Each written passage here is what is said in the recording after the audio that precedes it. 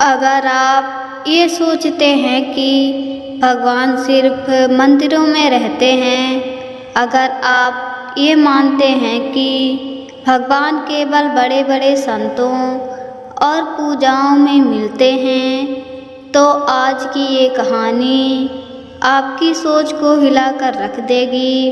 क्योंकि आज आप एक ऐसे साधारण मोची की कहानी सुनने जा रहे हैं जिसकी गरीबी, जिसकी फटी हुई चप्पलें और जिसकी टूटी झोपड़ी भगवान के आने में कभी रुकावट नहीं बनी। जी हाँ, भगवान ने खुद आकर उसके सवालों का जवाब दिया। ये कहानी सिर्फ एक कहानी नहीं, ये एक संदेश है। अगर आप सच में जानना चाहते हैं कि भगवान आपसे कैसे खुश होते हैं, तो इस वीडियो को पूरा देखिए, क्योंकि अंत में आपको ऐसा राज बताऊंगी जो आपके जीवन की दिशा ही बदल देगा।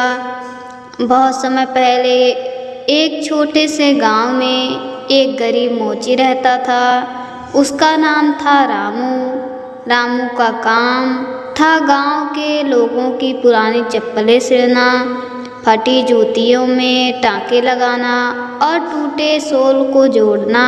उसकी दुकान एक पेड़ के नीचे ही थी। बस एक पुराना सा टीन का सेट, 2-3 औजार और एक पुरानी सी लकड़ी की पेटी। रामू की हालत बहुत खराब थी। कई बार उसे दिन भर में सिर्फ एक रोटी नसीब होती, लेकिन इसके बावजूद उसके चेहरे पर हमेशा एक मुस्कान रहती। वो हर ग्राहक से बड़ी श्रद्धा और प्रेम से बात करता।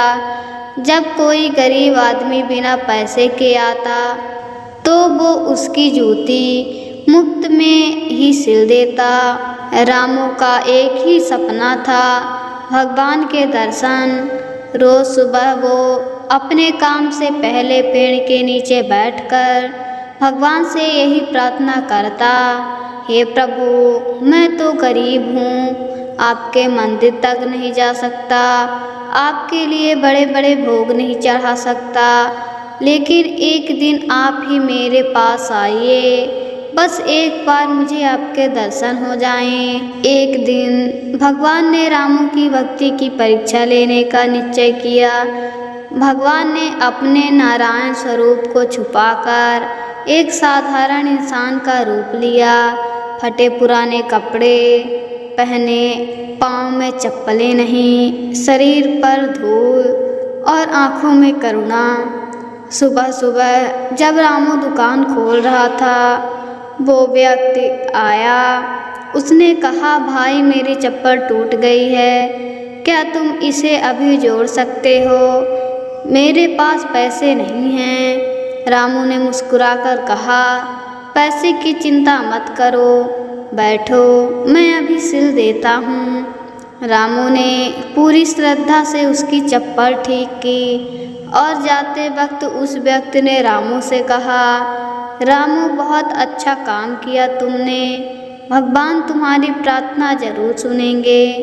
रामू ने उस व्यक्ति को भगवान का ही दूत समझा, लेकिन कहानी यहीं खत्म नहीं होती। कुछ ही घंटों बाद एक बूढ़ी औरत आई। उसके पैरों में फटी हुई चप्पलें थी, आँखों में आंसू और हाथ काँप रहे थे। उसने कहा, बेटा, मेरे पास तो पैसे भी नहीं और पैर में छाले हो गए हैं, क्या तुम मेरी चप्पल ठीक कर सकते हो? रामू ने बिना सोचे तुरंत उसका काम किया और उसे हंसते हुए कहा, अम्मा, भगवान तुम्हारी उम्र लंबी करे, खुश रहो। वो औरत भी जाते जाते एक ही बात कह गई, बेटा, भगवान तुम्हारी मेहनत रंग लाएंगे, बस थोड़ा और धैर्य रखो। शाम के वक्त अचानक आंधी आई, बारिश शुरू हो गई। रामू जल्दी जल्दी अपने औजार समेट रहा था। तभी एक छोटा बच्चा गीला भीगा कांपता हुआ दौड़ता आया। चाचा मेरी चप्पल टूट गई है, घर बहुत दूर है, पैरों में कांटे चुभ रहे हैं, क्या आप मेरी चप्पल अभी जोड़ सकते हो? रामू ने बिना कुछ कहे भीगे कपड़ों में कांपते हाथों से बच्चे की चप्पल सिल दी और उसके पांव पोंछकर कहा, जाओ बेटा, भगवान तुम्हारी रक्षा करें। बच्चा जाते जाते पीछे मुड़कर मुस्कुराया और रामू को ऐसा लगा जैसे उसके चेहरे पर कोई दिव्य चमक हो। रात हो गई, बारिश थम गई। रामू अकेला बैठा भगवान की तस्वीर देख रहा था। आंखों से आंसू बह रहे थे। हे प्रभु, मैं रोज आपको बुलाता हूँ, आज भी नहीं आए। तभी अचानक चारों ओर एक दिव्य प्रकाश फैला, सुगंधित हवा बहने लगी और रामू ने देखा उसके सामने स्वयं भगवान विष्णु खड़े हैं। चार भुजाओं में अंश, चक्र, गदा और पद, नेत्रों में करुणा और चेहरे पर मधुर मुस्कान। रामू स्तंभ रह गया, आंखें भर आईं, शरीर कांपने लगा, हाथ जोड़ लिए। प्रभु, आप सच में आ गए। भगवान ने प्रेम से कहा, रामू, आज मैं 3 बार आया, कभी उस गरीब यात्री के रूप में, कभी उस बूढ़ी माँ के रूप में और कभी उस छोटे बच्चे के रूप में, लेकिन हर बार बिना कोई सवाल पूछे, बिना कोई स्वार्थ रखे तुमने मेरी सेवा की। तुम्हारे प्रेम, करुणा और सेवा भावना ने मुझे खींच लाई। रामू फूट फूट कर रोने लगा।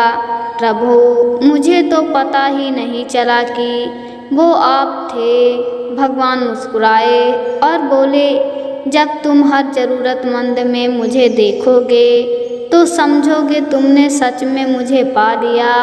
दोस्तों, आज की इस कहानी में एक बात साफ हो जाती है, भगवान हमें मंदिरों में, बड़ी बड़ी मूर्तियों में या लंबी पूजा में ही नहीं, बल्कि हर उस व्यक्ति में मिलते हैं जो दुखी है, जो भूखा है, जो मजबूर है।